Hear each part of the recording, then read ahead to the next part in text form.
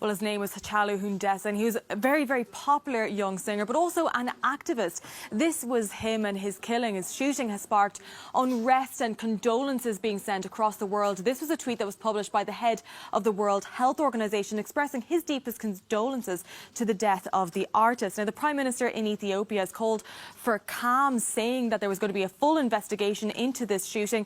But the details have been murky, and that's because there has been an internet outage across the country as of the morning on Tuesday. For us here in the Cube, our social media news desk, it's often difficult to see what's going on the ground during these conditions. We know that there are reports there has been unrest, but also there's reports that there has been injuries due to these protests following the killing of that singer. So to discuss this more, I'm going to be joined now by the CEO of NetBlocks, who monitors internet connectivity. Thank you very much, Alp, for joining us this morning.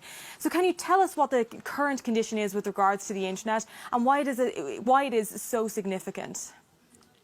Thank you, Shauna. So we're past the 24-hour mark here. This is a whole country that's been taken offline.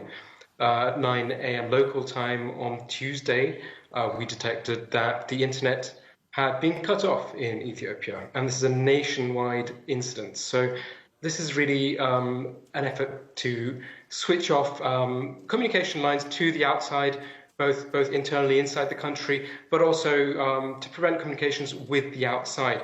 And this is really an extreme measure. It's not something that happens globally very often at all. So it's really quite worrying at the moment that so little information is going in or coming out of the country. But also, is this a first for Ethiopia? What is the history with regards to internet shutdowns there? So for Ethiopia, we have to go back a bit further to the summer of 2019. Now, there was the assassination and the alleged coup attempt that happened in the Amhara region.